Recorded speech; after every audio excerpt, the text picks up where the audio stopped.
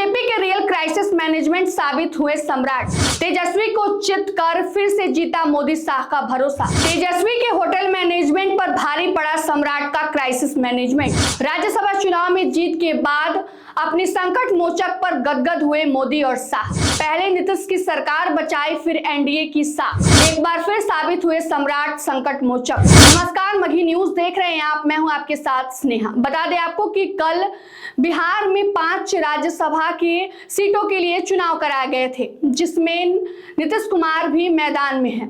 बता दें आपको कि अब उसका नतीजा सामने आ गया है, जिसमें 5 की 5 सीट जो है एनडीए ने जीत लिया है, जो बहुत बड़ी जीत साबित हुई है।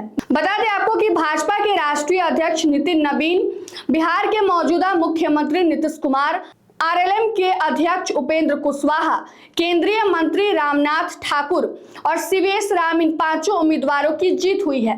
बीजेपी के 5वें उम्मीदवार की जीत इसलिए महत्वपूर्ण है क्योंकि यह एक बड़ा टास्क था। यह सीट फंसी हुई दिखाई दे रही थी क्योंकि एआईएआईएम के और आरजेडी को समर्थक के बाद गणित बहुत सीधा था। आरजेडी उम्मीदवार एडी सिंह जीतते हुए दिखाई दे रहे थे क्योंकि तेजस्वी ने बीएसपी से सीधा साध लिया था। एक वक्त पर यह भी माना जा रहा था कि 5वीं सीट पर पलड़ा आरजेडी का ही भारी पड़ेगा, लेकिन पूरे खेल को बदल दिया भारतीय जनता पार्टी के उस बड़े नेता ने, जिसने कम से कम बिहार में खुद को बीजेपी का संकट मोचक के रूप में स्थापित कर लिया है। बिहार बीजेपी के पीएम मोदी और अमित शाह के सबसे भरोसेमंद और मौजूदा डिप्टी सीएम सम्राट चौधरी के कंधों पर ही यह जिम्मेदारी डाली गई थी कि राज्यसभा की 5वीं सीट हर हार में एनडीए के खाते में आए। सम्राट चौधरी के लिए दोहरी चुनौती थी, एक तो दूसरे दल के 3 विधायकों को एक साथ लाना और जो साथ है यानी एनडीए के विधायक वे साथ ही रहे, उनमें कोई टूट ना हो, इसको सुनिश्चित करना था। इसके लिए सम्राट चौधरी ने बड़ा बारीक ब्लूप्रिंट तैयार किया था। लगातार बैठकें की, इसके साथ ही सहयोगी दलों के नेताओं विधायकों के साथ भी लगातार संपर्क में रहे। जानकारी यह भी है कि वोटिंग शुरू होने से पहले तक उनका सर्विलांस सिस्टम बहुत फास्ट काम कर रहा था। अब जब नतीजे सामने आ गए हैं तो जाहिर है कि जीत का सेहरा तो सम्राट चौधरी के सर पर ही सजेगा, क्योंकि यह दूसरा मौका है जब सम्राट चौधरी न सिर्फ बीजेपी के लिए बल्कि एनडीए के लिए संकट मोचक साबित हुए हैं। यह दूसरा मौका है जब सम्राट चौधरी ने पीएम मोदी और गृह मंत्री अमित शाह का भरोसा जीता है। याद कीजिए, जब लोकसभा चुनाव में कुछ महीने पहले नीतीश कुमार महागठबंधन से अलग हुए थे, तेजस्वी यादव ने अपने विधायकों के भरोसे यह दावा किया था कि वे खेल करेंगे। खेल हो भी जाता। उधर अगले कुछ महीने में नीतीश कुमार को विधानसभा में अपना बहुमत साबित करना था और इधर जेडीयू के कई विधायक और कुछ बीजेपी वाले भी अपनी पार्टी की मीटिंग से लगातार नदारद दिख रहे थे। एक वक्त पर ऐसा लगा कि कहीं नीतीश कुमार को विधानसभा से सीधे राजभवन जाकर इस्तीफा ना देना पड़ जाए।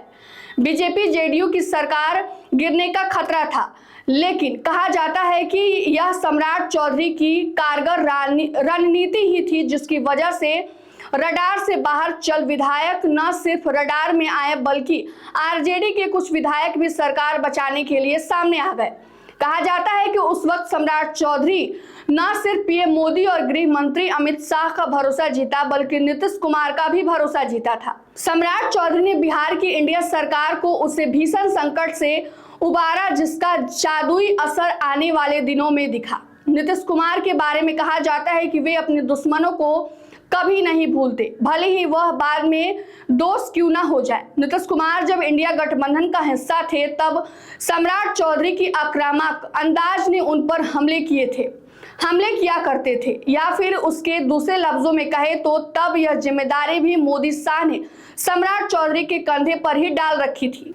बावजूद उसके जब नीतीश कुमार और बीजेपी साथ आए तो सम्राट चौधरी और नीतीश कुमार की केमिस्ट्री कुछ इस प्रकार जमी कि नीतीश सम्राट की जोड़ी की तुलना नीतीश कुमार और सुशील मोदी की जोड़ी से होने लगी। याद रखिए, नीतीश ने विपरीत और विपरीत परिस्थितियों में भी गृह मंत्रालय सहयोगी दल के किसी नेता को तो छोड़िए, अपनी पार्टी के किसी वरिष्ठ नेता को भी नहीं सौंपी, लेकिन सम्राट चौधरी को यह बड़ी जिम्मेदारी नीतीश ने दे दी। भरोसे की जानकारी है कि गृह मंत्रालय के लिए नीतीश की पहली और आखिरी प्रशांत सम्राट चौधरी ही थे। बिहार की राजनीति में अक्सर यह सवाल उठता है कि सियासी गलियारे में भी और पत्रकारों के बीच भी कि बिहार में 2 डिप्टी सीएम सम्राट चौधरी के साथ साथ विजय सिन्हा भी हैं, लेकिन सम्राट चौधरी लगातार इतने पावरफुल क्यों होते चले गए? ऊपर की दोनों घटनाएं इस सवाल का जवाब बताती हैं।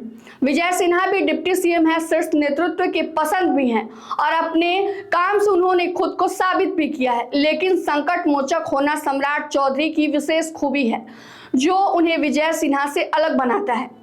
आज अपने मास्टर प्लान की ब्यूटी उन्होंने राज्यसभा की 5वीं सीट भी एनडीए की झोली में डालकर यह साबित किया है कि बिहार में बीजेपी और एनडीए की वे रियल क्राइसिस मैनेजर हैं। सम्राट चौधरी के लिए अच्छी बात यह है कि भाजपा का शीर्ष नेतृत्व ऐसे लोगों को कभी नहीं भूलता। राज्यसभा चुनाव के नतीजे के बाद यह चर्चा भी जोरों से शुरू हो गई है कि अब सम्राट चौधरी के लिए अमित शाह का रिटर्न गिफ्ट क्या होने वाला है। यह रिटर्न गिफ्ट क्या हो सकता है, इसका अंदाजा तो सभी को है। बाकी नीतीश कुमार अब राज्यसभा जा रहे हैं और बिहार की कमान कौन संभालेगा, यह सवाल और जवाब शायद ढूंढने की जरूरत भी नहीं है। तो बता दें आपको कि किस प्रकार जो है सम्राट चौधरी अमित शाह और मोदी के लिए किस प्रकार संकट मोचक साबित हुए हैं। उन्होंने बिहार में एनडीए की जो 5 सीट है, राज्यसभा की जो सीट थी, वो एनडीए के झोली में लाकर रख दिया है, जो बहुत बड़ी बात है। अब देखना यह होगा कि बिहार के अगले सीएम के रूप में शपथ कौन लेते हैं। फिलहाल की इस खबर में इतना ही। इस खबर को लेकर आप क्या सोचते हैं, कमेंट करके जरूर बताइएगा। धन्यवाद।